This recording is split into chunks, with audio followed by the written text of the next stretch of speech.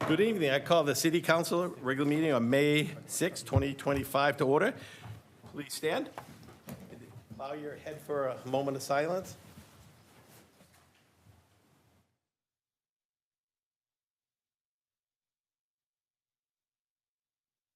Thank you very much. Okay. Councilor Walker, you lead us in the pledge.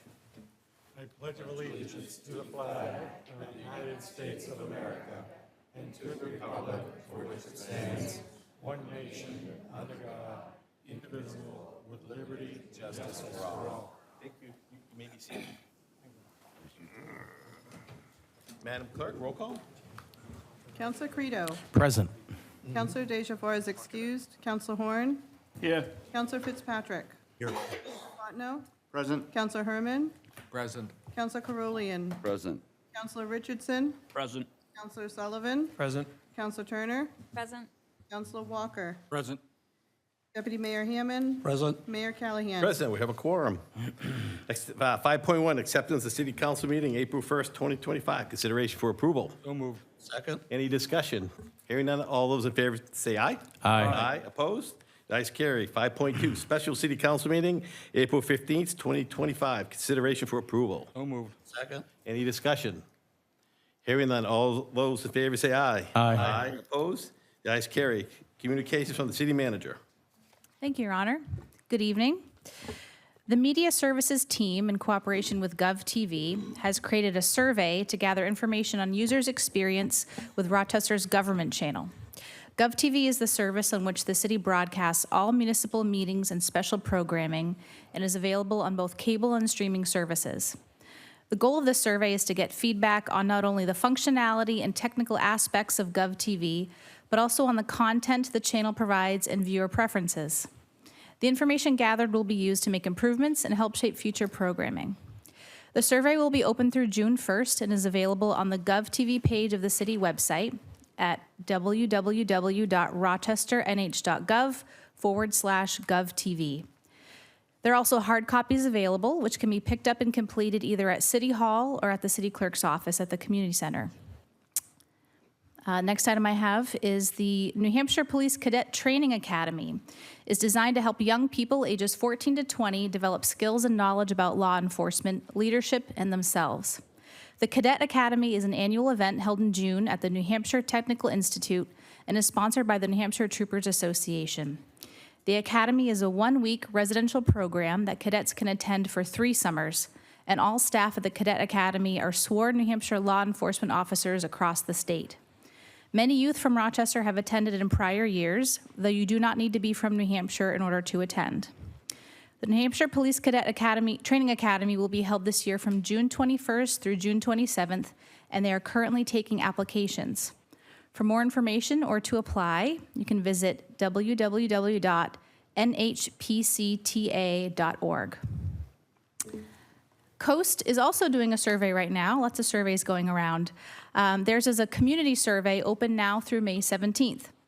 Coast surveys their customers' onboard vehicles every 2 years, but this year they're putting the survey out electronically as well in order to help survey all community members, regardless of whether they use Coast transportation. Everyone who lives, works, or spends time in Coast service area is encouraged to take the survey before May 17th, which can be found at www.publicinput.com/Coast Survey 2025. Alternate survey formats can also be requested by calling 603-743-5777. And finally, the New Hampshire Drinking Water Festival and Science Fair, being hosted this week at Rochester's own water treatment facility, has been rescheduled due to the weather and will now be held this Thursday, May 8th. And that concludes my report. Thank you. Thank you. You'll notice that if we did the presentation at our last meeting, that May is Mental Health Awareness Month. So you'll see some banners that go up tomorrow for the Choose Love Foundation. You'll see some nice banners that developed. I got a little supplement right here. I know you're not going to see it on TV, obviously, but this is done by done by Spalding High School students. So those banners from this print will be up probably now or tomorrow. Tomorrow, and then the decals will be distributed to put up downtown as well. Perfect. I'm going to hold you, I'm going to test you here. So we have the green lights at City Hall, and what day are you supposed to wear green? Oh, I think it's that May is- 15th. Yes. What? May 16th. Thank you. Thank you, Dr. Bryant. See, look at that. Perfect.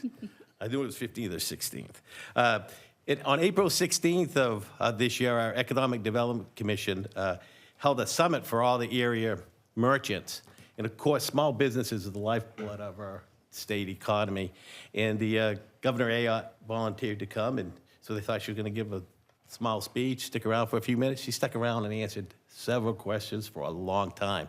They had 75 manufacturing companies that signed up for that event, and it was a huge success. We did that last one, I think Director Scalar was probably 2 or 3 years ago, and we had some really interesting feedback from the merchants. Obviously, affordable housing was a major concern for them, which we certainly have addressed over the last 3 and 4 years. But the other big issue that had come up a few years ago was childcare, and certainly we've addressed that here too in Rochester.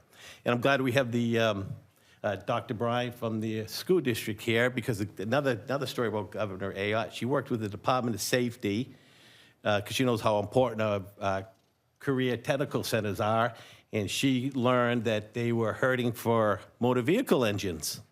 So she, in the State Police Department of Safety, came up with a plan to start using cruiser engines when they come off the road. So there are 3 state police cruiser engines that came off the road. One went to Manchester, one went to the Lakes region, and one came to Rochester. Now, Dr. Bryant might not like this, but I think she has some ideas where that engine's gonna go. Just teasing. And I have two proclamations that are really important. 2 great organizations here in the city that stand out statewide, and I'm really proud to read these 2 proclamations for this week and for next week. First is the Professional Municipal Clerks Weeks, and this is a mayoral proclamation. Whereas the office of the Professional Municipal Clerk, a time-honored and vital part of local government, exists throughout the world, and whereas the office of Professional Municipal Clerk is the oldest among public servants, and the office of the Professional Municipal Clerk provides a professional link between the citizens, the local governing bodies, and agencies of government at other levels, and whereas professional municipal clerks have pledged to be ever mindful of the neutrality and impartiality, rendering equal services to all. Whereas the professional municipal clerk serves as the information center on functions of local government and community. Professional municipal clerks continually strive to improve the administration of the affairs of the office of the professional municipal clerk through participation in education programs, seminars, workshops, and the annual meetings of their state, county, and international professional organizations. Whereas it is most appropriate that we recognize the accomplishments of the office of the professional municipal clerk. Now, therefore, I, Paul Callahan, Mayor of Rochester, do recognize the week of May 4th through May 10th, 2025 as Professional Municipal Clerks Week, and further extend appreciation to our city clerk, Kelly Walters, and her staff, and to the professional municipal clerks for their vital services they perform in their exemplary dedication to the communities they represent. Thank you, what you do.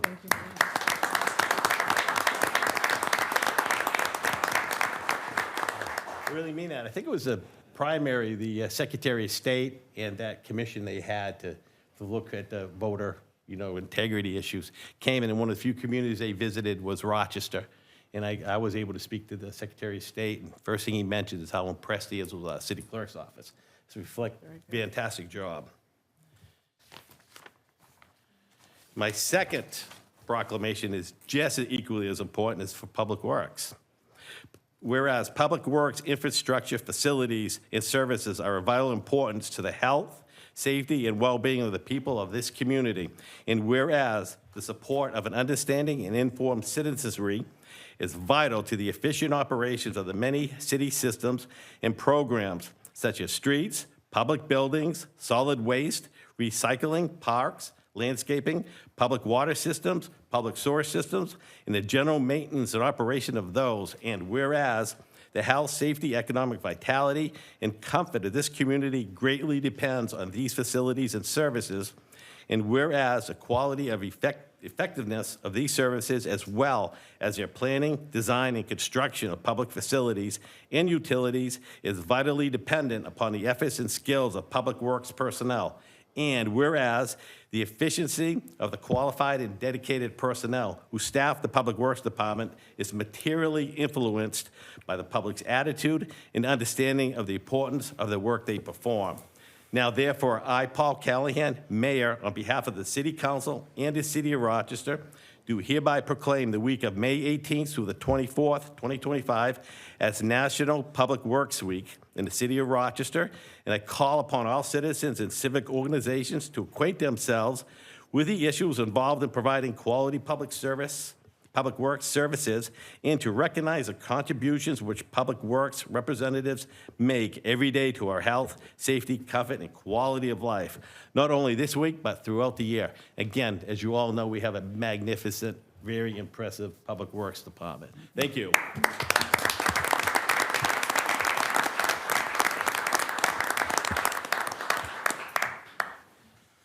Ready to get a drink of water and move on here. Nominations, appointments, resignations. 9.1, Britt Davis, Arts and Culture Commission, consideration for acceptance, to accept the resignation with regret. So moved. Second. Any discussion? Hearing none, all those in favor say aye. Aye. Aye, opposed? The ayes carry. Now we're having a budget presentation by the school department. It would be Dr. Bryant, who's interim superintendent, and her finance director is here also to answer any questions we may have after the presentation. And if there's a question that Dr. Bryant can't answer, we'll do what we've done during our budget workshops in the past. We'll just get an email from the city manager's office answering that question. So just bear in mind that, you know, Dr. Bryant did not put this budget together, but she's going to be reporting on it today. Thank you, Dr. Bryant. Good evening. I am going to turn this over pretty quickly to our Director of Finance, Adriana Comst. And Adriana has done a great job with the budget, and we're looking forward to sharing our presentation this evening. Thank you, Dr. Bryant. Good evening, everyone. Thank you for having me here for this budget presentation for the FY26 budget for the Rochester School District. I wanted to start first by thanking everyone here for their service and their time to the city of Rochester. I appreciate everything that you all do for the community. I'd like to start with a little bit of a commentary on the budget. The Rochester School District FY26 budget, as submitted, is a break-even and meets the tax cap threshold supplied by the city of Rochester. To summarize, revenue is budgeted at $78,455,379, an increase of 5%. Salary and benefits is budgeted at $57,541,450, which equates to 73.3% of the budget, an increase of 3% from the approved FY25 budget. General and administrative, you'll hear me refer to it as G&A, is budgeted at $20,913,929, and it represents 26.7% of our budget, an increase of 10% of the approved FY25 budget. We are at a break-even. Profit and loss is a zero. However, I do want to point out that when considering the revised FY25 budget, which is a result of budget transfers performed throughout the year, salary and benefits is an increase of 9.8%. Fiscal year to date, $3.4 million has been transferred from salary expense to G&A. Of this, $3.4 million, 3.3 million is attributed to special education needs. General administration is a reduction of 6.5% year over year to the revised budget. From a revenue perspective, historical run rates and analysis were used in areas that are unpredictable, such as tuition, special education services revenue, and rental income. Regarding state funding, we are anticipating a reduction of SWEPT, which is statewide education property tax, of 6.7%. However, an increase of 6.6% in our adequacy grant. Regarding the budgeting of expenses, the budget process began in October with a workshop that included our cabinet, administrators, and curriculum coordinators, where we identified key personnel and staffing needs. We discussed priorities from a district perspective and agreed on positions and a structure that would benefit all of our scholars, ensuring equality regardless of school. We later discussed building and facility improvement needs, assigning priority to safety and equitable education environments. From November through January, meetings and conversations were held with school administrators, Director of Music and Performing Arts, our library media specialist, athletic director, curriculum coordinators, Director of Student Services, Director of IT Operations, Transportation and Food Services, our superintendent and assistant superintendent, staff members of the Human Resources, Payroll and Benefits, and our city administration. While this is the first time these budget discussions were held to this degree, these efforts proved to be a valuable method of approach, and those involved were appreciative and felt empowered and encouraged throughout the process. Payroll expense. This year, the salary and compensation budget module within Munis was utilized for the first time. By doing so, we were able to capture all current personnel, factoring step increases as well as health and dental increases. We layered in the approved new hire positions as well as open vacancies. Lastly, an accommodation for the teacher and licensed clinical practitioners' CBA negotiations currently underway was included, along with a placeholder for a small portion of our paraprofessionals to go from 27.5 to 30 hours per week. Per our district's commitment to the community and staff, no positions were eliminated from our budget due to the closing of our 2 elementary schools. Some manual adjustments were made in regards to payroll, for example, overtime and stipends and substitute salaries. Regarding general and administrative expenses, I utilized a zero-based budget where applicable. This is a method whereby justifications of needs is performed rather than simply applying a % increase to the current budget or fiscal year-to-date expenses. Rather, we broke down what our committed and contractual obligations are and layered in anticipated costs based on needs. As a result, in many cases, departmental expenses have decreased slightly. In some cases, historical run rates were used, as these are areas that are difficult to predict, such as office supplies, postage, and legal expenses. In that case, a drill down to the invoice level to identify recurring expenses and/or historical trends were performed. After consultation and discussions with our cabinet members, we identified several areas where we could reduce our expenditures and still meet the needs of our scholars, while submitting a break-even budget to the school board and taxpayers. Lastly, as you know, special education is volatile and therefore difficult to budget. The FY26 budget submission includes a budgeted amount for known contracted services that are required by law. During the budget review process, the school board approved a transfer of approximately $400,000 to support some of our Tier 2 student needs.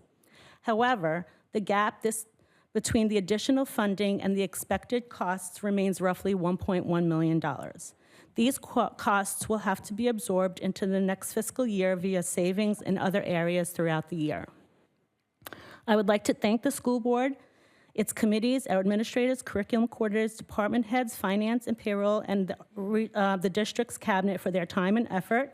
This was a new process for these key stakeholders, and I appreciated their input, patience, and support. And now I will do the presentation.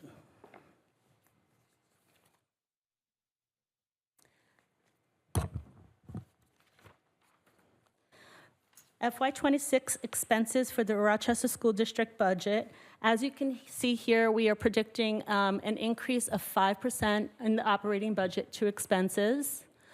From special grants appropriations, we are budgeting a flat dollars. This is an area that we can't anticipate until July when our funding becomes available. So we typically hold with what we've received in the past. And that's why we have a 0%. In food services, we're expecting roughly a 5% increase, and that's been added on the revenue side as well as the expense side, because we're expected to break even in that area. On the capital improvements program, we are submitting 0 cash CIP requests. On the bond, we'll go further into this on another slide, but we are requesting $4.32 million for 4 CIP projects that we're looking to fund. Next slide. And here we have a breakdown of the school district CIP proposed budget. As you can see, there are 4 items. The first one is district-wide educational enhancements for a total of $900,000. This is a result of several meetings with our school administrators where we met and identified furniture, fixtures that are outdated, causing injury to students. We also identified areas where classrooms needed to be repaired, new, the boards. Smart boards, thank you. We also identified laptops that would not be supported towards the end of the calendar year. And so we've included in this this $900,000 replacement for these laptops. The second item is a larger expenditure. As you know, we have several areas of the sports complex at the high school that are utilized by several student athletes as well as members of the community. We are hoping and presenting a $3 million bond in year 1 and anticipate coming back in year 2 to request the remainder of the funds of $1.5 million in order to complete a full reassessment and upgrades to the sports complex at the high school. Phase 1 would include reconstructing the track, fence, track event areas, football goalposts, ADA sidewalk connection to the north parking lot, lighting issues, concession stands, bathrooms, and interior weight room renovation. Our third request will be slightly modified. We had originally included 3 vehicles totaling $270,000.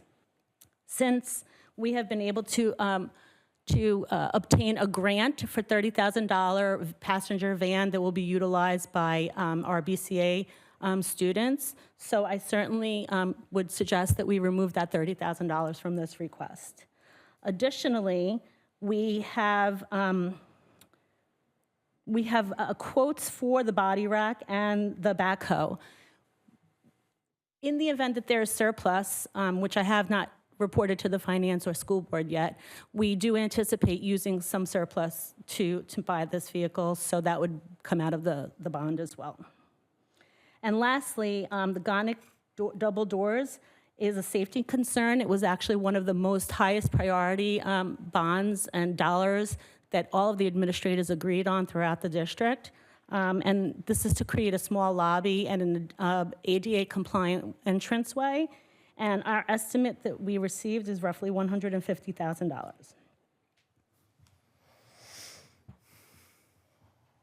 From a revenue perspective, we're looking at a local revenue increase of 1.5%, state revenue of 6.6%, federal revenue of 11.5% increase, and a tax revenue increase of 4.2%, which is roughly $3.66 million or 4.9% over our approved FY25 budget. Regarding the tax cap calculation, as you can see here, this is reflecting a 2.95% CPI increase or $1.33 million. The total increase allowable was 4.18% or $1.9 million. Since the compilation of this slide, it is my understanding that due to changes in the net new construction amounts, the school has a $161,000 tax cap surplus.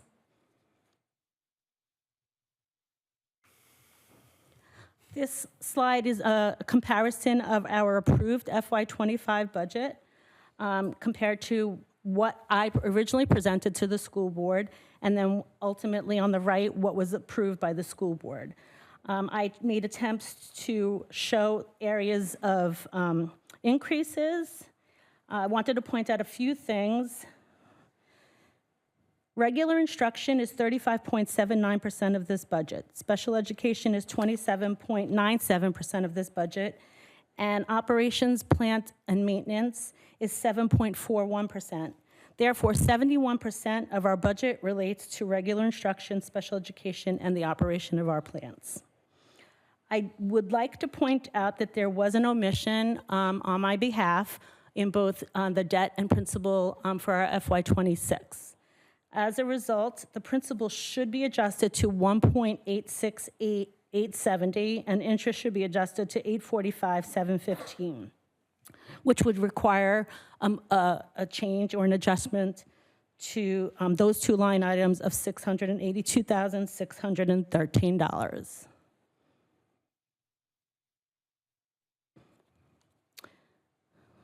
The next slide is a worksheet that will show you the areas of significant increase and decrease in the budget. The total of these adjustments, the total of these explanations is $3.447 million. We are seeing $3.665 million increase. So these explanations are providing answers to 94% of our increases in our expenses. I can certainly go through them, whatever you choose. Any feedback, or do you want me to just read through them? I think it's best if you present your budget, and then there'll be some follow-up questions. Okay. Moving on then to our positions, our vacancy positions. The general fund budget, this slide is showing you our open positions at the time that this budget was compiled, and the vacant new positions. We have a total of 13 new positions on this worksheet, totaling $733,000, 10 of which are resident substitutes, 2 are special education administrative assistants, and 1 is a health occupation first responder unified arts instructor, and that's to support a new program. We have a total of 50 positions that are at budget that are vacant. 37 of them have statistically been vacant for several months, if not all of FY25. However, they do relate to special education, and we are required to have a certain percentage of these positions, regardless of whether we can fill them, so we need to, in my opinion, budget for them. This next slide are positions that we had originally included in our grant funding. They are also accounted for in the general fund, as I needed to budget for these positions in the event that they were not approved to be grant funded, or we did not receive the funding that we were hoping for from the grants. So they are all included and absorbed within the FY26 budget. Slide. The cost per pupil versus state average over the past 10 years is indicated here. As you can see in FY23-24, Rochester remains below the state average at both the elementary, middle, and high school level. Over the course of the 10 years, the district has been consistently below the state average cost per pupil.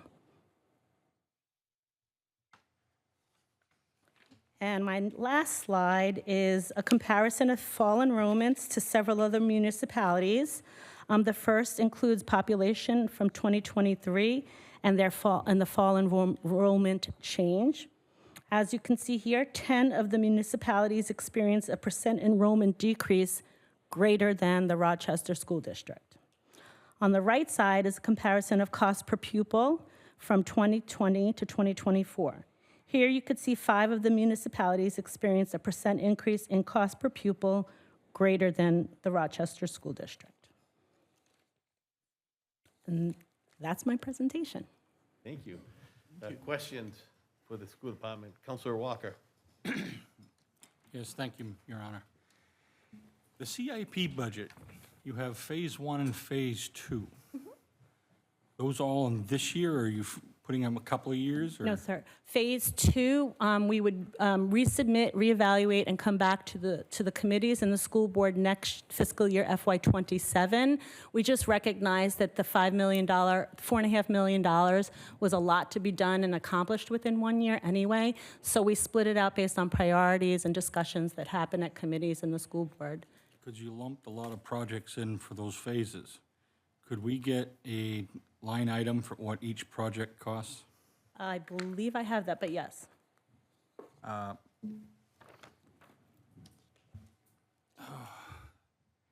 I do have it, but I can get, I can That's fine, you can get back to disseminate us it. later at your, Okay. at your leisure. You said you had personnel being funded by grants. Are there any strings attached to those grants? Typically, there are. So consistently, we do have salary expense that is covered by federal grants. We are required to have those individuals that are paid through a grant sign an acknowledgement twice a year that they recognize that they are grant-funded positions, and there is always the possibility that they will not get funded the next year. And it is up to us to either absorb them into our budget or, unfortunately, not have that role. Well, that is the problem with using grant money for personnel, because the grant money's gone, the person's still there, you either gotta lay them off or you gotta eat it and increase your budget. Correct. We learned that lesson a long time ago, and it's not a good practice to use grant money for personnel. Right.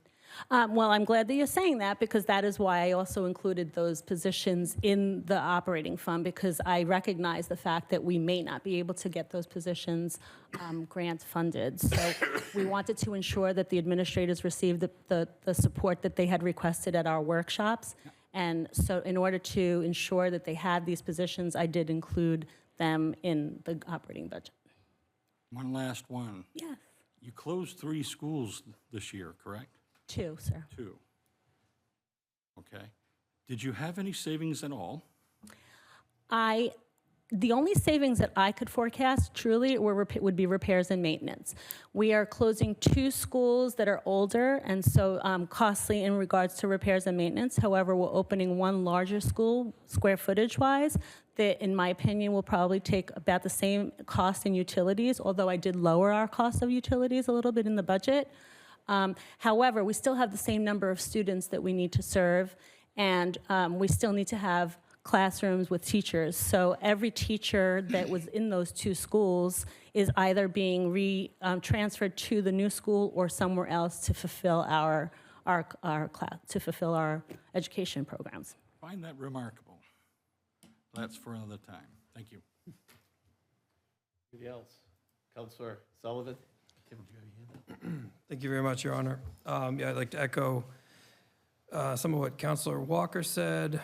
I do have concerns about, I expressed it when the superintendent came previously in November, about using that grant money for those positions. I didn't realize then that you have to also hold that space in the budget. That's what it sounds like you have to do. You have to hold that 1.9 million in the budget. Correct, in order to ensure that those, Back up. yeah. Yeah, I get Yeah, it, yeah. I'm sorry, if they had been grant funded, then I could certainly, I'd have a surplus in the budget, and I would be able to. Yeah, yes, I'm not a big fan of that, but, so my other question was, there were strings attached to that he was talking about. Does that money have to be used for personnel, or could it be used for CIP projects? The grant money? Grants are I will admit, grants is not my strength. I don't have experience necessarily before coming here 6 months ago with grants. But my understanding is there are very strict uses for grants. Very often, there's accountability on what your expected anticipated outcome is, how many students are you serving, what's the demographic, are you meeting the needs of these 5 particular grants, whether it's been homelessness or underprivileged or underserved or second language students. That's typically the 5 grants that we get are often for programs and initiatives that the school district would have to support the education outside of our operating budget. Okay. If I may have one more question on that, and then one other. So those positions like culture and climate specialist, is that an instructional position in a classroom, or what kind of position is that? Are those all instructional, like teacher positions? My understanding is not, that they are not. However, I would probably defer to Dr. Bryant for that.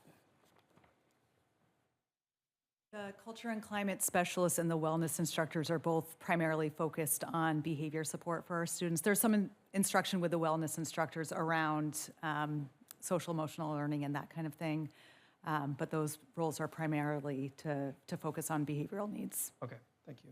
Then if I can, just one more, it's not related to those grants, so I'll move on from that. So one thing I noticed when I was going through the budget, I thought you might be able to give me some information on, is one thing that consistently went up in every unit, I guess you want to call it, like principal's office, curriculum, et cetera, was clerical. And it was probably the biggest increase in every section. So I think one of them had like 68% increase of an amount, 83,000. So I was wondering, what is clerical and how does that compare? Because I did notice in the same units, so corresponding units where the teacher budget line went down, by double-digit percent, the clerical salaries went up by considerably more. Clerical is primarily our paraprofessionals. Okay. Because there's a para line too in some of these, right? So that's for different, There are others in there, like administrative assistants, but primarily it is, is that a result, you think, of the increasing the hours from 27 to 30? that you correct, mentioned? because it's 20, it would be 20 individuals. You're really seeing the cost is really coming from budgeting for the benefits, right? So if these individuals were to not take benefits, that's the majority of what I needed to budget for a couple. That's typically how we do our budgeting. So the big chunk of that money is in the benefits. So that's not included in the health insurance line, that's just for full-time? I put everything in one line as a contingency for the 2 CBAs and that just to not identify anything. Okay. One last one. if I can. Really? Yes, one last one. So the other thing I noticed, well, I'll just point out, there's quite an increase in the superintendent's office. 19% for that office, probably one of the largest increases.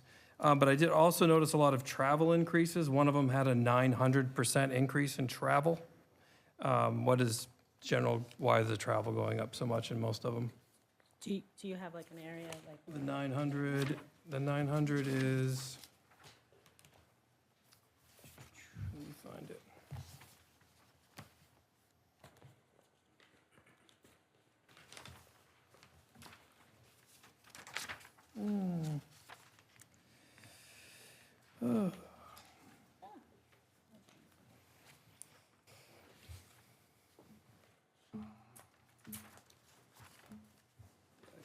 I'll find it, I can get back to you for the 900, but it's for travel. Do you know why generally there's multiple where the travel goes up considerably? Do you know what the increase in the need for travel is? Oh, I got the 900.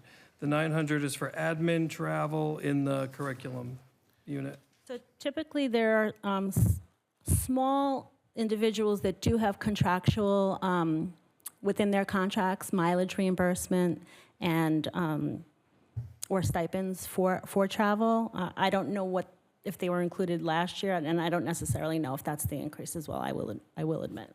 Okay, because it goes from, the highest it's been since 2022 was 4,000, and now this one's budgeting in 40,000, so it's a tenfold increase from the highest it's been, so. Okay, thank you. Thank you, Council Sullivan. You asked some good questions. Councilor Fontenot. Thank you, Mr. Mayor. So I'm not going to ask specific line item questions, but rather I'm going to follow up on something that Councilor Walker alluded to, and that is, although there's 2 schools closing this year, there was one, the Nancy Loud School, that closed last year in anticipation, really, of the new school coming. So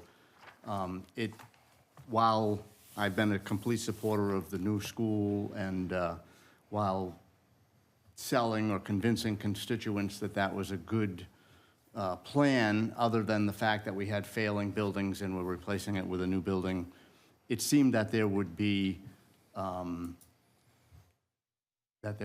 cost efficiencies in management, if nothing least, because it seems like if you go from 3 schools to 1 school, in the 3 schools, we probably had 3 principals and 3 vice principals and 3 of each administrative type of position, that maybe you would only need 1 of each of those in the new school. And I think that many of us were expecting to see some cost efficiencies coming from that. So. I understand. Again, I go back to a commitment that was made by the school district that no positions or individuals would be left without a home at the Rochester School District. And while we didn't necessarily try to put a round peg into a square hole. We wanted to ensure that everyone, including the administrators, the assistant principals, did have a position that was available to them in the district. And so that's why you're really not seeing a decrease in the salary expense. Thank you.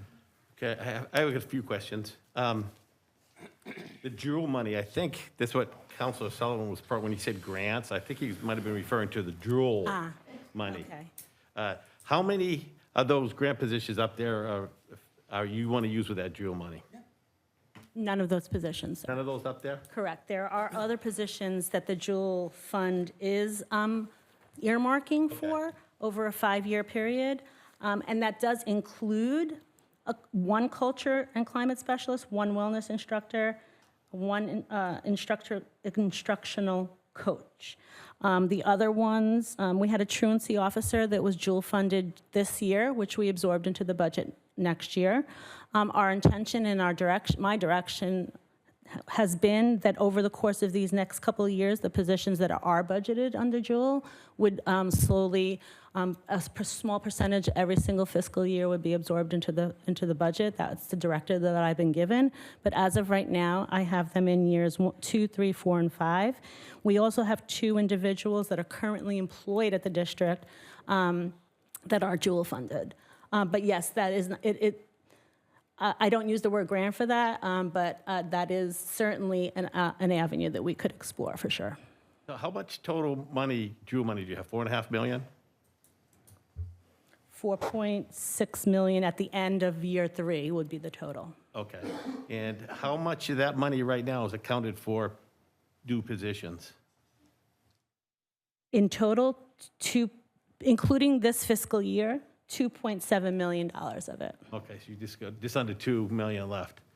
No, I know what you're asking, and basically. You know where what I'm you- going with this, I can tell you do. So if I were to remove all of the positions that are slated for FY '26 through '29, but keep the 2 individuals that are slated for FY '26 because they're not in the current budget right now, we would have $2.092 million remaining.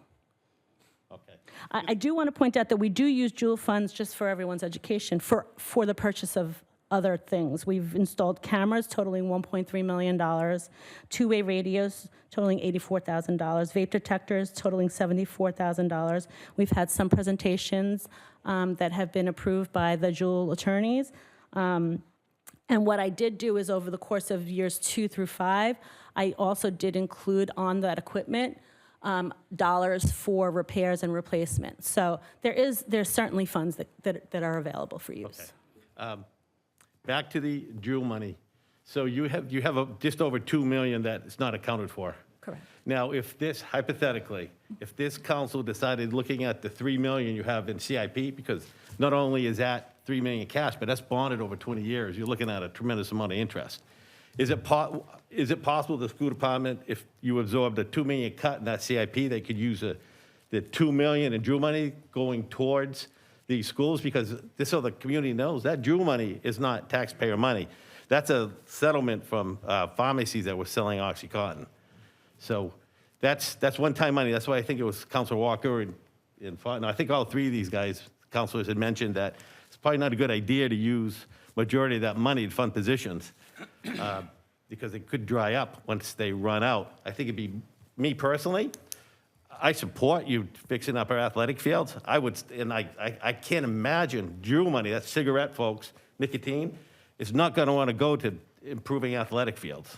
So I'd like you to think about that, because when we talk, I get a sense from this council that when we talk about this later on in our workshop, maybe even next week, that's going to come up. A second big issue that I don't think we really addressed yet, and I think you can probably explain it. You mentioned that you caught a $682,000 interest and principal issue that, of course, you just knew this year. There's no harm done. You caught it ahead of time, which is great. You also, I know, as we all know, we have a new insurance program. It's the same insurance program, but it's new, and there's a cost savings. Where do you anticipate to absorb that $682,000 that you didn't put in the budget? Where are you going to absorb that? right there. Yeah, and Yeah. there's enough money in that The savings? savings, Okay. if no one, so our calculated savings right now, if nothing were to change, is $800,000. We do anticipate some individuals, because of the lower cost of the program, that do not currently take insurance, to elect to take insurance. We have our July, actually, open enrollment starts next week. So yes, I do anticipate some individuals selecting insurance now because of the lower rate. And we may see some people at the higher rate switch to the lower rate. So it's not predictable. However, that is where I would recommend the omission, my omission. Okay, no, that's fine. to be It's- utilized, You caught it in time, that's the great thing, and we were able to deal with it. I'd like you to explain the salary aids. There's almost 80% increase, 627,000. My glasses are kind of dark here. It's almost $628,000 increase in aids. That's, if you want me to give you the line item, that's under regular instruction, 51200. Yeah, 512,000. Third one down under, Here. yeah, in my wrong packet. regular instruction. I'm sorry, I have the wrong. Actually, the second one, Second one, correct. second one.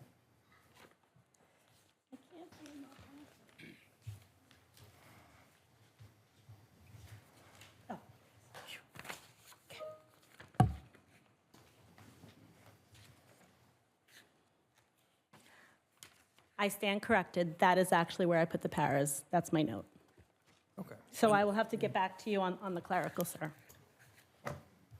The pairs under the aids, right? Correct. Okay. So just explain to us what that increase is, if you can. Yes, that increases for 20 paraprofessionals to go from 27 and a half hours a week to 30 hours a week. So it's. the- 30? Correct. 20, but that's almost $680,000. Hourly. You got retirement Insurance? costs, insurance? An Okay. HR retirement system, yeah. I mean, it's roughly 50 to 55% insurance cost. The carrying costs for all of the insurance benefits, retirements, dental, is FICA, yeah. All right, so those pairs currently this year are part-time, they're not full-time. So you want to move Correct. 20 of them up to full-time? Correct. Okay. And two more things. Again, I'm sure there's an explanation, it's probably tied into the new school, but if you look under maintenance and repairs, that's, again, a $78,000 increase. And that's where we'd expect to see some decrease. Yeah, some savings. So regarding repairs and maintenance, Yeah, 77,500. Maintenance and buildings, yes, yes. 2620. I actually have somewhere here what our actuals are, because remember, budget is not where our actuals are. So that when you're comparing budget to budget, it's not necessarily a good comparison. Yeah. Budget negotiation. Well, you're looking it up. What I anticipate you're going to say is you probably have kept off some of the maintenance repairs in these two schools that are going to close. And maybe you need it for the close these schools down and move them over, shut them Well, down? That would not be the majority of it. I will say that we did not budget for like the removal of the modulars. We're trying to get that done now, but that is a $38,000 expense that we would have to absorb because For that wasn't modular or, for the removal of the modulars. That we would- okay, so all of them? and, that's and the to cost, 40 regrade the grand. land and everything. But I do want to try to find my piece of paper where I had repairs and maintenance written out. Excuse me. I came prepared, but I came over-prepared, I think, so now I don't know where everything is. Can I have follow up just on something that was just stated? That just makes me think about it differently. So I thought that the percent increase was 25 budgeted to 26 approved. You're saying it's the 25 spent to 26 approved? In Oh, what you you're said we're looking not- at? Yeah, you said the actuals to the, What you're looking at is, you're looking at 22, 23, and 24 actuals, the 25 budget, and then what has been encumbered as of January 24th, which we're now 3 months later, well, 2 months later, and then what the school board approved. So in order for you to you'd have to look at where we are fiscal year to date now to compare the budget, and then divide it. School's almost over, but you'd have to like divide it by, yeah. I understand that, I'm just saying, so the Annualize it. number, the percent, so if it went up 10%, it's 10% over last year's budget. Budget. Yeah, okay, that's how I looked at it, yeah. Yes. I thought you said it differently, you were comparing it to the actual realized amount. Right, no, not the I budget. thought you. I had repairs and maintenance, but I You will get say back to us repairs, with that, that's fine. repairs, and I will get that for you, but our repairs and maintenance has exceeded our budget for the year significantly, and I will get that information for you. And I think some of my other questions were answered. So the big thing, my concern, and I think you heard from a couple of the councilors, I know I'm repeating myself, but that Jewel money, that's money from pharmacy. That's not taxpayer money federally, locally, or state. I mean, if you take $2 million out of it, that's a huge cost savings for the taxpayers, because you're talking about principal and interest. So I really would like to, I'm strongly recommending that you actually try to look to reallocate that Jewel money, especially since it's not spent. That's all I have to say for comments. I think that's it. Look, you did a fantastic job, both you really. I mean, we put you on the spot, and you're brand new, both of you, brand new. I was Can I just impressed. summarize and let me know if I've left anything out? So you would like the itemized costs for the projects for the sports complex, some backup information on the clerical expense, the travel increases, the superintendent's department, and repairs and maintenance. Is there anything that I left out? What do you want to, before you leave, what are you most concerned about being hit during your FY26 budget? Is it the increase in special ed costs? The increase in special education costs. I just this week received an email for 2 students that are going to cost the district for the remainder of this fiscal year nearly $30,000. They're going to cost the district almost $200,000 next year. And that's one email. The unexpected, like I said, we needed to transfer. Luckily, we had over budgeted on the salary expense, and we had those funds that we could transfer to support the special education. But knowing that our director of student services, her entire budget was not included in this, and it's short of the 1.1. That's just our knowns. Okay. And so anything over and above that is more difficult and challenging to Sorry, can I recover ask one from. more? You may ask. a I'm question. so sorry, I never let it go. We know. Just, it's kind of what Mr. Mayor just said there. How confident are you? I noticed your state funding lines, do you think? I know there's a lot going on at the state legislature and all that. How confident are you that amount will be, that you can count on that amount? Are you worried that those lines will be lowered? I'm not worried that those will be worried. I'm not even as concerned on the federal grants at this point, but you never Never know. I got you. Thank you. Counselor Walker.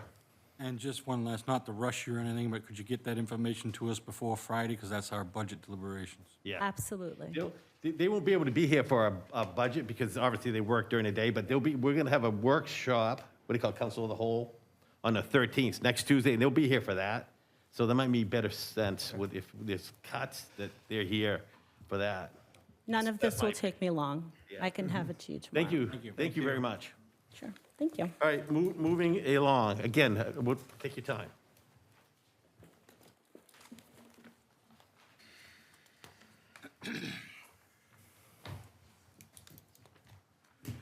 Turn it over to you, Counselor Walker, Appointments Committee. Appointments Committee met last Tuesday. We have 2 appointments. The first is for the Parking Commission, seat B, term to expire 1/2/26. And the committee unanimously recommends Mandy Smith to that. Second. I agree with that. And make a motion that we cast 1 ballot for, all nominations cease, and we cast 1 ballot for Mandy Smith for the Parking Commission, seat B. Any discussion? Hearing that, all those in favor say aye. Aye. Opposed? Ayes carry. Thank you. The next appointment is a reappointment, Marie Lejeune, to the Arts and Culture Commission, seat A, term to expire 7/1/28. I agree with that. The unanimously recommend Marie Lejeune to the Arts and Culture Commission, seat A. Second. Any discussion? Hearing none, all those in favor say aye. Aye. Opposed? And that is all we have for this month. Appreciate it. They're jumping on these. Thanks for work, Councilor Walker. We didn't have a code ordinances meeting. We didn't have a community development meeting, finance meeting, to grant permission for the Rochester Rotary Club to work with the Recreation Department to construct an inclusive playground at the Rochester Commons. This was in front of our last finance. This is just an amazing program that the Rotary is going to fund 100% of. It's going to be in the Commons. An inclusive playground is up for handicapped children. If you need anything specific, we have the Assistant Recreation Director here to answer any of your questions. This is obviously a no-brainer, and again, it's 100% funded by Rotary donations, and they're going to be working with our Public Works Department and our Recreation Department. So I don't, yeah. Motion to approve. Second. Any discussion? Hearing none, all those in favor say aye. Aye. Opposed? The ayes carry. Parking Commission, there's no update. Planning Board, no update. Public Safety, Counselor Fatnu. Thank you, Mr. Mayor. So this is a recommendation that came at a request of a resident on Quarry Drive, I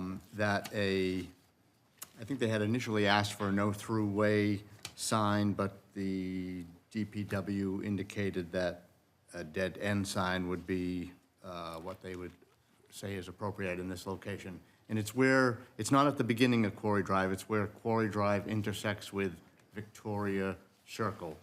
People come down Quarry Drive, instead of turning right onto Victoria, don't realize that they're going into a dead-end situation. They have to loop around the cul-de-sac, come back out, and then turn onto Victoria. So the committee recommended that we have DPW install a dead-end sign there. Great. Is there a motion? That's my Second. motion. Second. Second. All right. That was by Fitzpatrick. All those in favor say aye. Aye. Opposed? Ayes carry. Public Works, that meeting was canceled. We had now we go over to unfinished business. We had to remove from the table. So what I suggest now, if there's no objection, that we just divide the question and vote individually on each recommendation was made by the opioid committee. And let's make sure I get my glasses on. The first one is Affinity Peer Support, and the recommendation was $50,000. Is that Excuse me, correct? Do you need a motion and a second You need a for that? motion to divide the question? No, I can't, there's no objection? I don't need yes. That's right. Yeah, there's no objection to it, so it's divided, and it's not debatable. You can object to it in one, and we'll vote on it. Okay. Wasn't objecting, just wondering if you needed a motion. No. Infinity Peer Support, is that correct? That- 50,000? Yes, that is correct. Their request was for $50,000, and the opioid committee's recommendation was to award that $50,000. And I think we all got the follow-up emails from the Department of Justice indicating that they did not see any issue with that request, and that the Finance Department would work with them. I think the other thing to add on all of these requests is that it's going to be set up so that they are reimbursement situations, so that they will fund the proposals, submit their reimbursement request to the city, and then receive their reimbursement funds. Well, yeah, the city will look at it, see if it qualifies for the, and Exactly. there's a process, yeah, they'll go through. Okay. Yeah, so that, I think that is a better protection for the city. So Okay. yes, $50,000 was the request for Infinity Peer Support. Okay, we need a second on that. Second. Discussion, Counselor Sullivan. I have a question on that one, and the Infinity Peer Support and the reimbursement.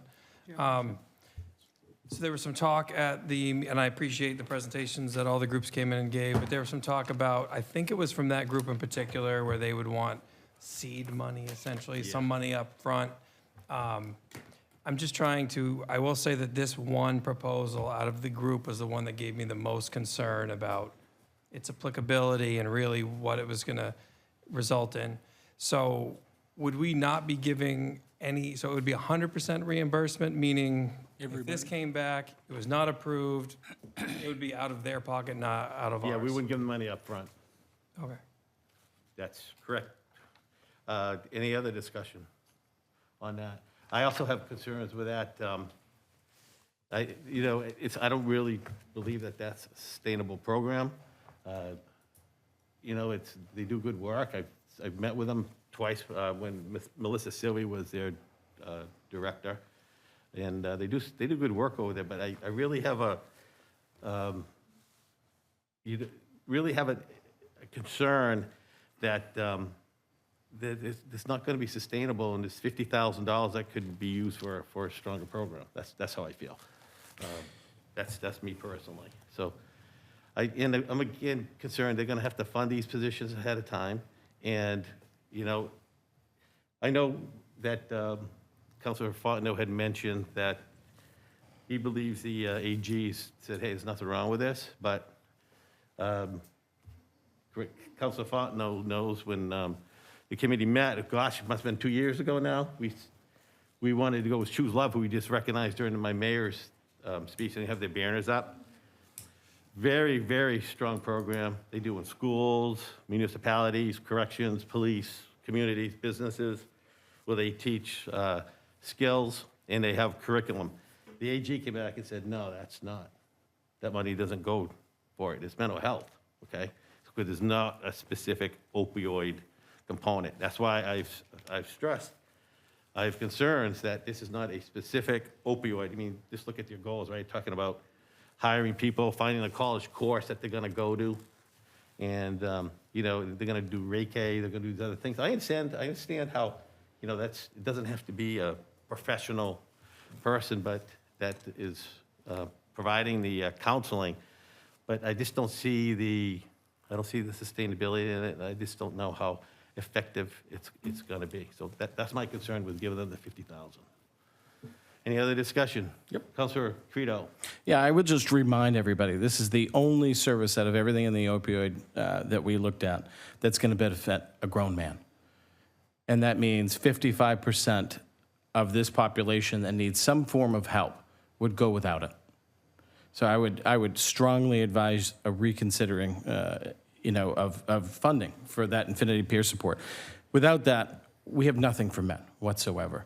And I'm just going to go back to something that was said here 3 weeks ago when we were interviewing Infinity Peer Support. There's another program that's been extremely successful that is all peer-driven.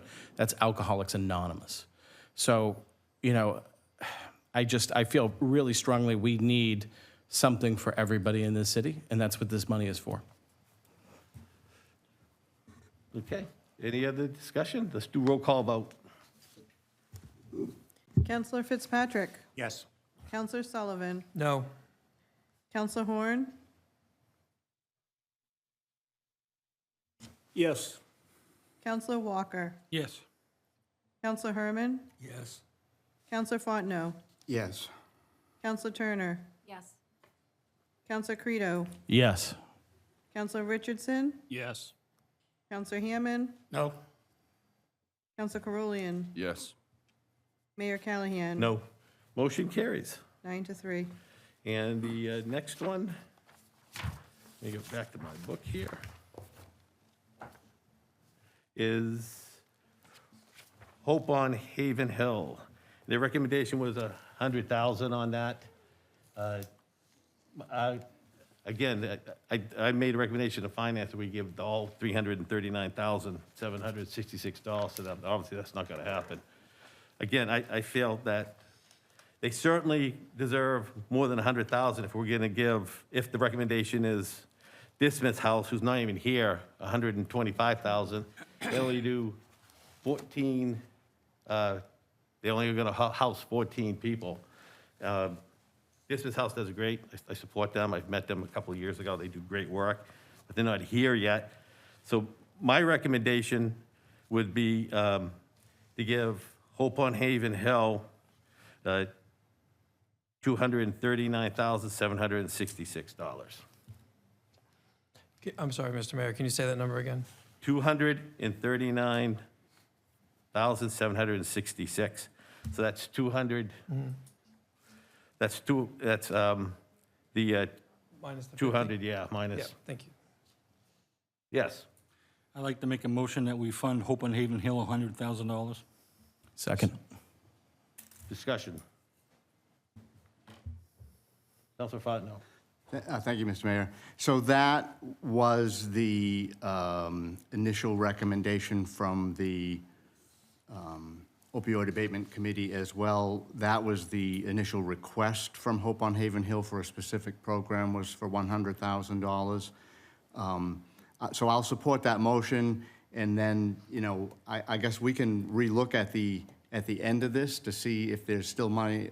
Based on the committee's recommendations, we're gonna end up with $40,000 Yeah, left over. 39,766. Yeah, so maybe at the end, if we want to make a separate motion to fund that to somebody, we can do that. But I think at this point, I'll support this $100,000 to Hope on Haven Hill. Discussion. Counselor Hammond. Can we put off the vote on Hope on Haven Hill, do the other two, and then come back to Hope on Haven Hill? Well, there's a motion that's been seconded, so I think you have to dispose of it. You have to Unless dispose it's of the motion. withdrawn. Well, actually, this is the time you would table a motion. Oh, you can Yeah, table. well, then I request that we table it till after we deal with the other two. Second that. Do you need a motion for that? A You second? need a motion. Yeah, Second on that? Is that a motion to second? We need a vote on A that. second. Vote on tabling the motion. All those in favor on table the motion, say aye. Be a roll call. Oh, we do, okay, roll call. Well, can we have before discussion? that. Can we have Yes. discussion There on is that? no discussion on the Oh, that's table. right. There's no It's not discussion on the not table. debatable. Yeah. Roll call. Counselor Carolian, No. Counselor Hammond, Yes. Counselor Turner, Yes. Counselor Fontenot, Yes? Counselor Sullivan, Yes.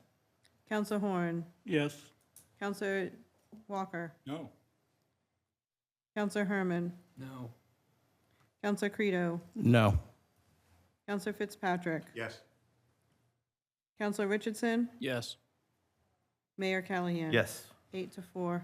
Motion carries. So we'll skip down to dismiss house. The request was 125, Counselor Fontenot? Yes, actually, the dismiss home, their request had been for the full amount of $300,000, but the opioid abatement committee recommended $125,000 award to dismiss house. And again, the conditions on that being as a reimbursement, and so that also ensures that their facility in Rochester is up and functioning before they can ask for any reimbursement, and the city awards any money to them. So my motion is $125,000 for Dismiss Home of New Hampshire. Second? Discussion. Yep. Counselor Sullivan. Thank you very much, Your Honor. Yeah, so this one, I didn't have much concern about the proposed work. I think the concern was already discussed at, when they were here at Finance about being located here. I guess that I'm wondering how it would be done if the condition could be put on this, that reimbursement will only be made if a facility exists in Rochester. So I don't want to be reimbursing activities or stuff that's put in when there's no real evidence that it's happening in Rochester. So I was wondering, is there a way to put a condition on the reimbursement that it will require a facility operating? Because that's what they said they were going to do. I can't remember the size and the scope, but they said they presented with us a schedule. They were behind schedule. So I am confident that they'll do it, but I would feel more comfortable with this if we put the condition on knowing the money was going to Rochester residents, if we could put a condition that it has to be, a facility needs to exist in Rochester before the I'll city make will that part of my reimburse. motion. You can amend the motion, putting in that. It's a lot of words. So I will amend it to a lot of those words. I guess I'll that's just, on the- Tim will I'll just revise my Revise it. motion to include that condition that they are an operating facility in Rochester prior to any reimbursements being made. Mr. Sullivan. I don't think that's necessary because their proposal was for a facility in Rochester, and that's the basis of what you're awarding for. And then when we go into the contract phase with them, one of the questions would be, where is your facility in Rochester? And without that, they wouldn't get any reimbursement. So, you know, if it makes you feel comfortable to add it, sure, add it, but, you know, It's not, It's not not necessarily, necessary. but we'll have it in there just for the wording, so we're all comfortable, we know that's what's happening. So, question for legal. If they don't come here, what happens, I mean, how long, we hold this money in eternity? I mean, what happens? You would have to, oh, I'm sorry, you want to answer, Lee? Legal, you got it. Sorry. You would just not award, and you would have to, you know, reallocate to someone else. That's all that would happen. They would never get the reimbursement, and I would come back and say, hey, we awarded $125,000, they never built in Rochester. Now, the only question might be, that you might want to put on the motion, is a time certain for them to what build I was in getting at. Rochester. So I can revise my motion again to say that by the end of the calendar year of 2025. Yes, that's fair. And if they have not, then we'll relook at where we want to allocate that money. Maybe they can apply again in January of 2026 if we have not done anything, but we certainly are expecting that it would be happening in 2025. Okay. So we need to second that? Second. Okay. Do we already have a second? Yeah, I think so. We're all set. So he just has to confirm that he's good with the second. Councilor Credo, you? I Thank do you. agree, yes, I'll second that. Okay, good. We're all set. Any more discussion on that? Probably not. Roll call vote? Guys. You had discussion over Go. Who? Yeah, just want to say that I'm not going to support this one at all. They aren't here in Rochester yet. They've got no track record here in Rochester. I hear they do great work elsewhere, but they don't here or haven't here, so I'm not supporting this one at all. Thank you. Okay, thanks. All right. Roll call? Counselor Fitzpatrick. Yes. Counselor Turner. Yes. Counselor Hammond. Yes. Counselor Richardson. No. Counselor Sullivan. Yes. Counselor Fontenot. Yes. Counselor Carolian. Yes. Counselor Credo. Yes. Counselor Herman. Yes. Counselor Walker. Yes. Counselor Horn. No. Mayor Callahan. No. 9-3. Okay. Next one is SOS Recovery, and that is $25,000. Turn over to you, Counselor Fontenot. Yes, thank you, Mr. Mayor. That the recommendation from the opioid committee on the SOS, again, was for a particular program. They had requested two different awards. One was for the expansion of their needle exchange program and other forms, which was around $75,000. The committee did not recommend that one. This one was for a training program that the representative from SOS explained to us at that workshop, and it was a $25,000 award. And that is, so that'll be my motion, the $25,000 for that particular program. Discussion. Counselor Sullivan? Thank you. So I think that Councilor Fontenot just said it, but, so there is some assurances that none of this money goes towards the needle exchange reduction, correct. program? Okay. Correct. Again, I'm not a fan of this program. I don't like the, I shouldn't say I don't like it, but I'm concerned about giving money to a course that is going to be dealing with parenting and adolescence. I don't know what the curriculum entails, so I don't know what they're going to be teaching the parents and the adolescents. So I'm concerned about where that $25,000, how it's going to be spent. So, no more discussion, we'll do a roll call vote. Counselor Walker. Yes. Counselor Herman. Yes. Counselor Fontenot. Yes. Counselor Horn. No. Counselor Turner. Yes. Counselor Carolian. Yes. Counselor Fitzpatrick. Yes. Counselor Hammond. No. Counselor Sullivan. No. Counselor Credo. Yes. Counselor Richardson. No. Mayor Callahan. No, 7-5. it passed. Yes. Okay, thank you.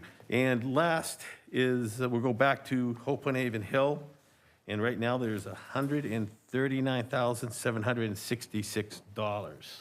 Plus 39, correct? Isn't that plus 39? Yeah, it'd be 139,766, 139,166. You take it off the table. You haven't taken it off the table yet.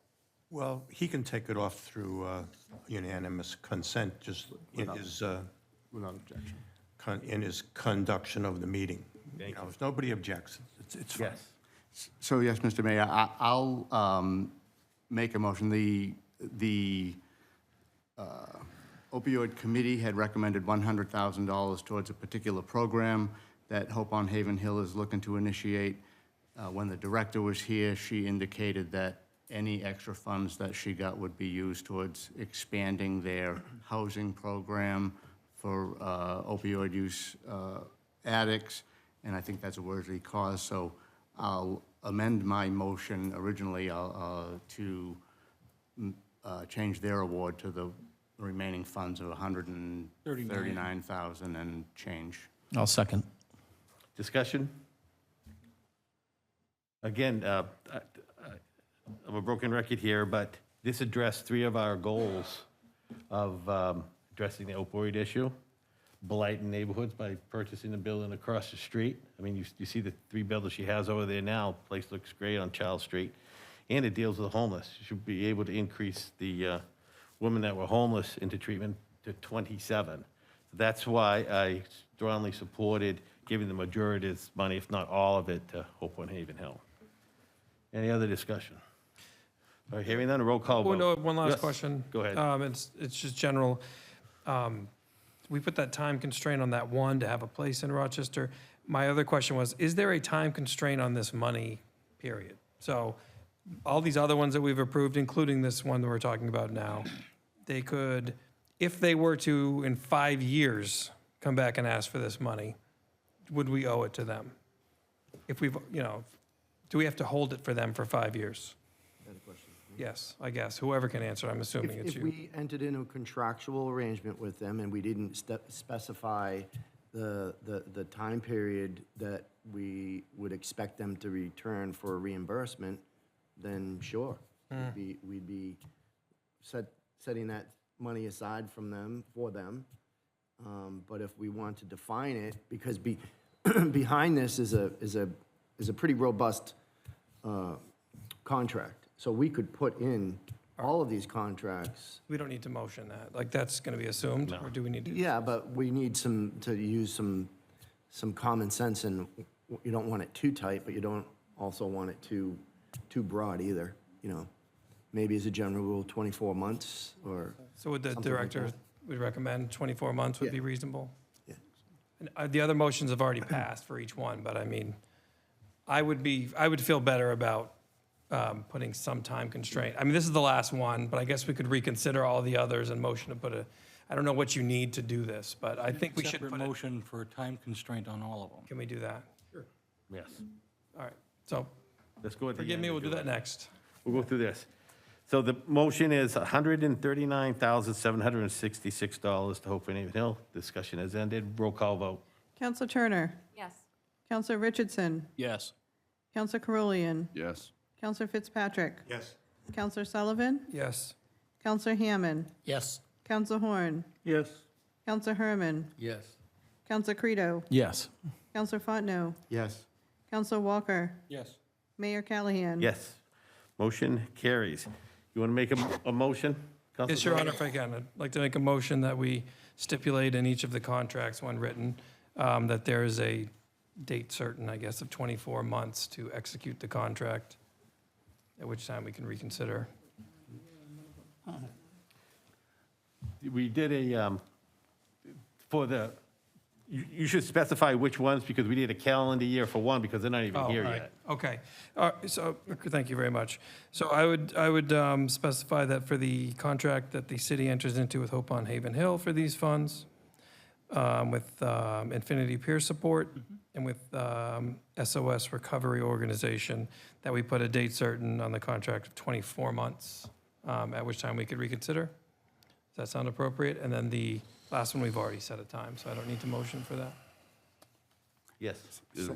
We in discussion mode here? No, second, we need a Okay. second. I'll second You it. second it? Now discussion. Go ahead. Okay, thank you, Mr. Mayor.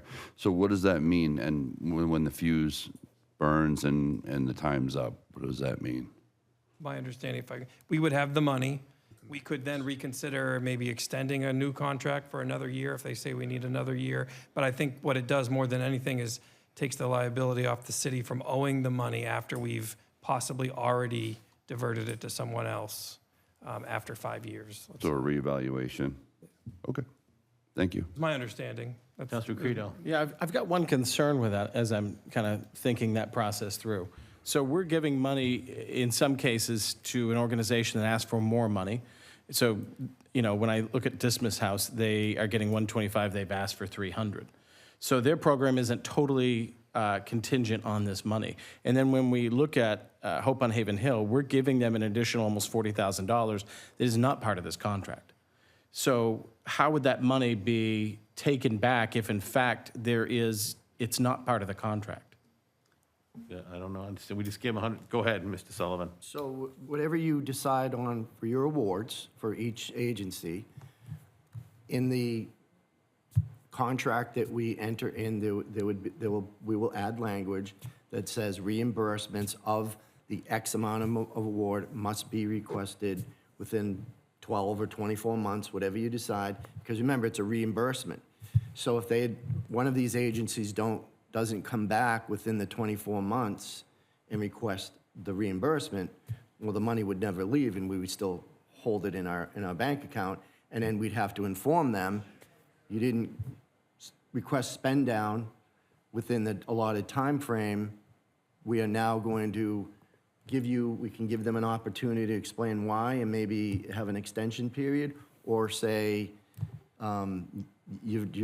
the contract is now expired, and we're going to reallocate those funds to another program, and you don't have access to them. But in the case of Hope on Haven Hill, they've asked for 100, we're giving them about 140. That 100 has a very, very clear in that RFP as to what that 100 is for. Now that it's 140 and we're talking about buying another house, would it be that we have to write up another RFP as to what that extra 40 is going for? Or would it just be rolled into that program and that RFP under the stipulation we're giving them more money than they asked for? It would be the latter. You're just giving them more money than what they asked for, and it would go for that specific program. Okay. And that's how the contract that we're going to have to enter would be written. And hopefully they all come forward quickly. I think 24 months is reasonable in terms of anything where they're constructing a new facility. We have 2 here that are constructing a new facility. I would recommend we go 24 months on all of them and not restrict that one Dismas House to 12 months, because things can happen that are unanticipated in terms of, real estate, builds and renovations and things like that. I can amend my motion if you want. Go ahead, Councilor Sullivan. Or do you want to go first? Go ahead. I'm willing to amend my motion. This makes perfect sense to me. It's just my concern was to be generally that we're not reimbursing funds with no location present here. So I can amend it to that, all of them, 24 months, is that the? That changes a lot of, I shouldn't say changes some votes, but it changes some of us. Now, they don't have to be here for 2 years. Yeah. They're not here now. If it's not, So I'd if rather it's leave it at not, that. yeah, I'd rather if it's leave it not to at the end of the the, year.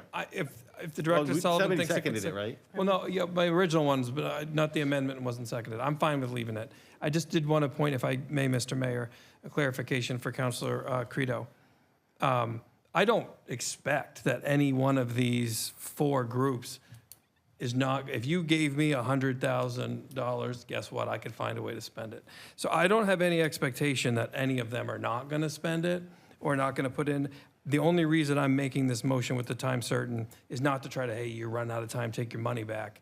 It's more of like, I don't want to be left holding the bag and then they come back and say, oh, guess what? It took us a lot longer than you thought, but we spent $100,000 and you owe it to us. That's the only reason I'm putting it forward. I fully expect they'll all expend it and ask for it well before that. Okay, is there a second? Second, I seconded it, and my understanding of it would be simply that initially we required Dismas House to begin requesting funds within this calendar year, and then they could have the same 24 months as everybody else has to finish their program, but they have to be here physically before they can begin requesting funds, and that has to be before the end of this year. Discussion, Councilor Fitzpatrick. I just want to clarify something. Approving any of these doesn't mean we owe it to anyone. Right. Director Sullivan touched on it. There's going to be a contract. When a contract is signed, that's when you owe somebody money. And appropriation, which you'll be working on your appropriations on Friday, right? When you pass that budget, you don't owe anybody anything, okay? It's the same, this is the same thing. Thank you. Because we've only gotten a request for information or proposal. We haven't got a contract with anybody as yet. Right, yeah, that's what Director Sullivan will work on. Any more discussion on it? Okay, Councilor Horn. I just want to pass this out. It probably isn't anything of interest, but it seems to me that we're trying to make procedures today that we should have made yesterday on how we divide this up, what we expect from these people, and how it's going to be spent. You know, we're trying to make decisions today to make those rules and everything else.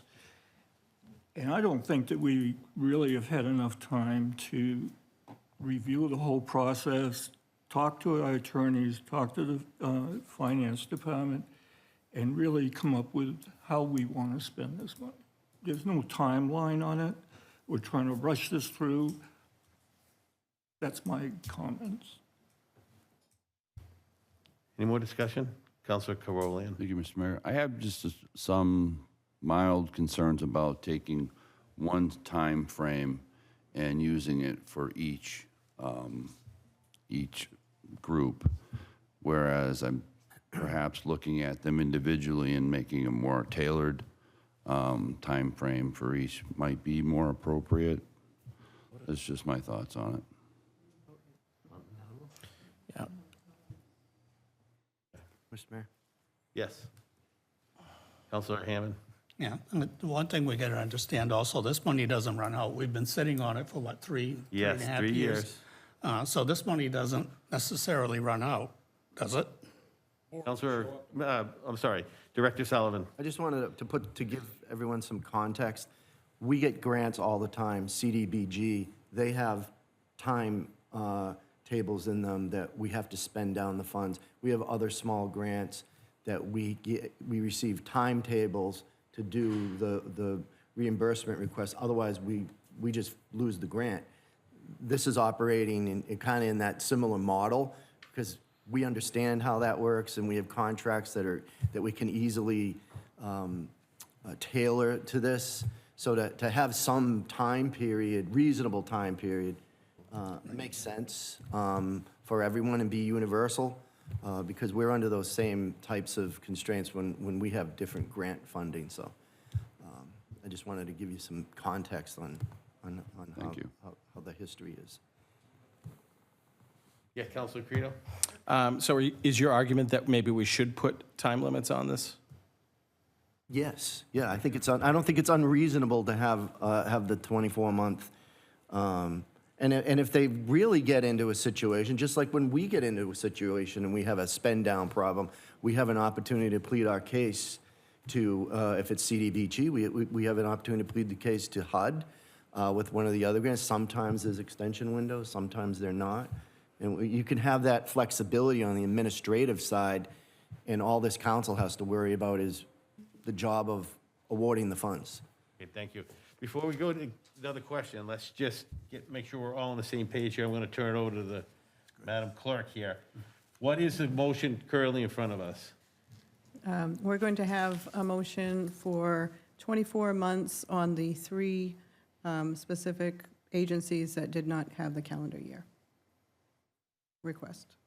So that's Infinity, Hope, and SOS. Correct. I'm willing to amend it if the council would like to all of them. So You can, I'm good with that. That's the motion I made. so right now, we're done discussion and we vote on that? Is there any more discussion? Oh, I'm sorry, you have more discussion on this? Just one quick question, do Mr. it. Mayor, thank you. And I did hear what Director Sullivan had to say about timelines, but I just want to make sure I'm clear.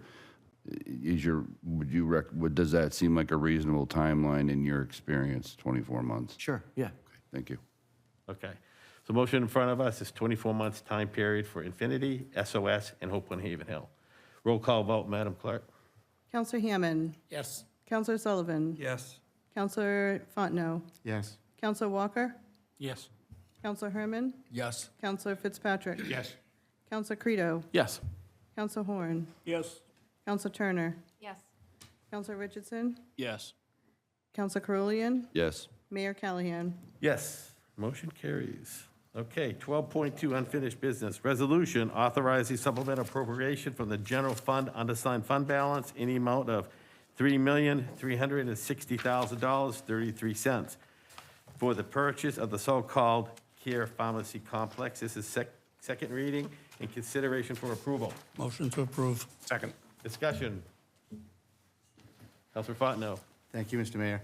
I really just want to make a comment here. I think probably some of the other counselors, as well as myself, have received emails and concerned calls about this purchase and about how this purchase may be affecting their immediate tax bill. And, you know, I think there's been some confusion out there, maybe some intentional confusion, but certainly some confusion about where this money is coming from and how we're spending it. And to clarify that this purchase, this $3.3 million purchase, is not going to have, and somebody can correct me if I'm wrong, but is not going to have any effect on the current tax rate or bill or the upcoming tax rate or bill. This is money that we are taking from a savings account, money that has come from various revenue sources, and money that we believe is being used to ensure stability in future tax rates and tax bills. So just like you would do with your own home budget, we are investing some of our savings into our future to hopefully stabilize the tax rates in future years. Thank you. Any more discussion? Okay, this is roll call vote, and again, this has to be by 3/4. We have to do roll call. Counselor Herman. Yes. Counselor Fontenot. Yes. Counselor Hammond. Yes. Counselor Turner. Yes. Counselor Walker. Yes. Counselor Credo. Yes. Counselor Sullivan. Yes. Counselor Carulian. Yes. Counselor Horn. Yes. Counselor Fitzpatrick. Yes. Counselor Richardson. Yes. Mayor Callahan. Yes. Passes 12-0. Motion carries 12-0. Okay. New business, resolution authorizing release of certain RSA 79E covenants. First reading, consideration for adoption. So move. Second. Again, any discussion? I did a little bit of math on this. I think it's about $85,000 in additional tax revenue with those 79s coming off the first year. Pretty good. Okay, all those in favor say aye. Aye. Opposed? Ayes carry. Resolution authorizing acceptance of the Housing Champion Housing Infrastructure Municipal Grant in the amount of $411,000 in a supplemental appropriation and signature authorization in connection therewith. First reading, consideration for adoption. Motion to approve. Discussion. Yep. Yes. Sorry, thank you, Your Honor. I just want to point out that I believe, and I could be wrong, but that for the next budget year, I believe that the governor's budget proposes and the House approved so far to remove this from future budget cycles. So just want to make that known, that this program may not exist after this, and I think it's worth the city looking into if there's any avenues to express their thoughts that this is something that could benefit cities like Rochester, and if they are proposing to zero that line item, it should be considered to put it back in the budget. Good. It's interesting. I'm glad Director Scala is here because they came up this year with the first housing champion, and we were one of the communities that got it. Now, just turn it over to Director Scala. He can probably explain what this housing champion's meant to us in funds. Yeah, this is kind of an extension of the Invest New Hampshire that they did with the ARPA funds, and and last year they put into the budget to create something that was from our regular budget, and you're correct, it was zeroed out. There are rumors that it will go away. I have expressed my support of this program. Granted, you're limited on how many times you can use it, unlike the other one, but this particular tranche of money will help upgrade our infrastructure and for a very, very good project. So even if they zero it out, we still get a great benefit out of it. We'll still retain our Housing Champion designation if in future dates they decide to find some money in the budget for it. I'm hoping they won't zero it out because it is a very good program, but you're correct, sir. I'll put you on the spot. How much money have you gotten from these housing initiatives, Housing First? We got, what, two, let's think about it, We how got much we get for? 252 for demo of the DPW. 250?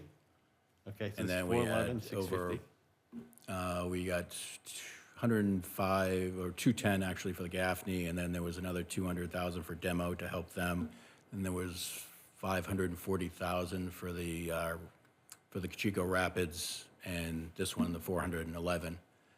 So yeah, we've got well over $1 million plus 1.6. from this program. 1.6 million we've gotten.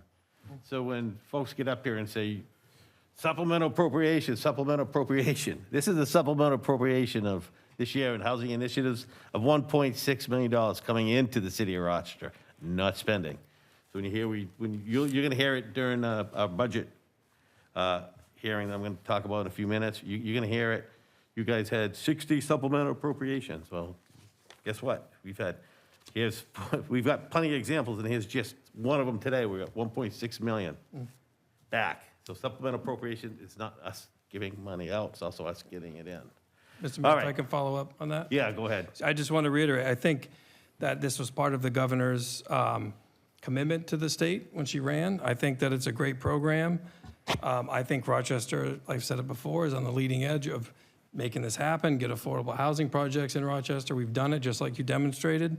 And I think that we can work with, the state budget to keep it going in Rochester and did it forward. So I just reemphasize, it's great. What you said is fantastic. And I think we should push for, trying to help the governor solve her commitment to more housing in the state. Thank you.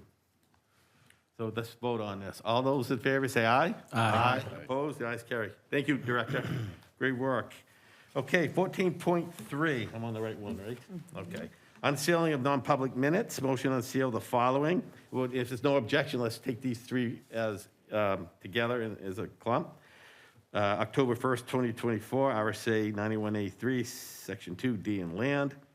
February 4th, 2025, RSA 91A3, Section 2D as in land. March 18th, 2025, RSA 91A3, Section 2D as in land. Take a Motion to approve. Second. Discussion. Hearing none, all those in favor say aye. Aye. Opposed? The ayes carry. Now I'm going to turn it over to Director Sullivan here. I think there's an amendment to this resolution on 14.4. Director? Which resolution? That's what I was told. 14.4, you needed to step up and make an Well, amendment. there's two resolutions. Which one you referring? Because I'm prepared to speak to them. I was just told 14.4. Okay. I think 14.4 is the bonded deauthorization. I'll just explain what it is. These are previously adopted borrowing for general fund, water fund, sewer fund, capital improvement projects, which have either been completed under budget or the projects are not moving forward. So we're deauthorizing, and I've worked closely with DPW, and typically we do these in a quicker cycle. We've gone a few years without doing one. That's why this is so large. We're going to try and make sure we do them quicker. But this is $5,770,298 that we won't be spending and we won't be borrowing, and it won't turn into principal and interest debt service. So that's the first resolution. Do you want to handle these independently? Because Yeah. there's two resolutions. 14, 4, and then 14.5 is, I do have an edit on. Let's do 14.4 now. So you explained that. So first reading consideration for adoption. Is there a motion? Motion to approve. Okay. Second. Any discussion? Hearing none, all those in favor say aye. Aye. Opposed? The ayes carry. 14.5, thank you, Director. So 14.5 is the same, except that is the cash pieces that were adopted in the capital improvements plans over several years. It is also the retained earnings cash from the water and sewer fund, and it is also grant pieces. So that total is presented at, let me get this, 3.168. $3,168,863. However, I do have an edit. There is an item on the general fund, 1501 cash, that's listed as $784,151.76. There is a project that I included that I should not have included. It is the agenda setting software, $10,000. That project is moving forward, so I would, if you could amend the motion to remove that $10,000 and reduce the cash to deauthorized amount to $774,151.76. Okay, so right now we have 3.168 million. What's that number supposed to be again? $10,000 less, So 3.58. 58. $3,158,863.49. 863. But as you can see, it's itemized by each Yeah. cash, general fund, grant, general fund, water fund, sewer fund. But we do need that $10,000. Okay. So we'll do a motion to adopt this? And we do first reading first? Yeah, first reading, consideration for adoption. Resolution deauthorizing previously adopted general fund, water sewer fund, capital improvement projects with cash retained earnings and grant funding in the amount of $3,168,860. $58. No, I got to read it. Yeah. I got to, right, Madam Clerk, I got to read it as it is, then we got to amend it. Oh, okay. Okay? You all set? Yep. Good.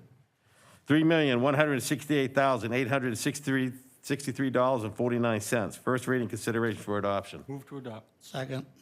Your amendment. Discussion? Motion to amend the $3,168,863.49 to $3,158,863.49. Thank you. Second. Any discussion? Hearing none, all those in favor to vote as to the amendment? Aye. Aye. Opposed? The ayes carry. Now, I'm going to read it again, and I'll make sure I get the right number in there. Resolution deauthorizing previously adopted general fund, water and sewer fund capital improvement projects with cash, retained earnings, and grant funding in the amount of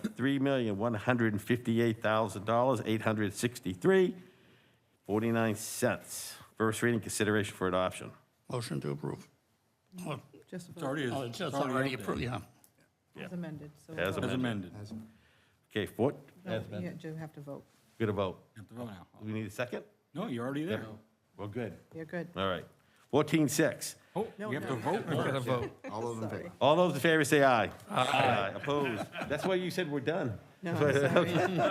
14.6, resolution approving, this is easy. Resolution approving the fiscal year 25-26 operating budget for the city of Rochester. First reading, refer to public hearing to be held on May 20th, 2025. So moved. 14.7, resolution authorizing and approving the fiscal year 2025-2026 capital budget for the city of Rochester and authorizing borrowing in connection therewith. First reading, refer to public hearing to be held on May 20th, 2025. 14.8, resolution approving the fiscal year 2025-2026 operating budget for the city of Rochester School District. First reading, refer to public hearing to be held on May 20th, 2025. 14.9, resolution authorizing and approving the fiscal year 2025-2026 capital budget for the city of Rochester School District and authorizing borrowing in connection therewith. First reading and refer to public hearing to be held on May 20th, 2025, and there is no need to vote on that. Without any objection, I'd like to adjourn the meeting. Hearing none, the meeting is adjourned.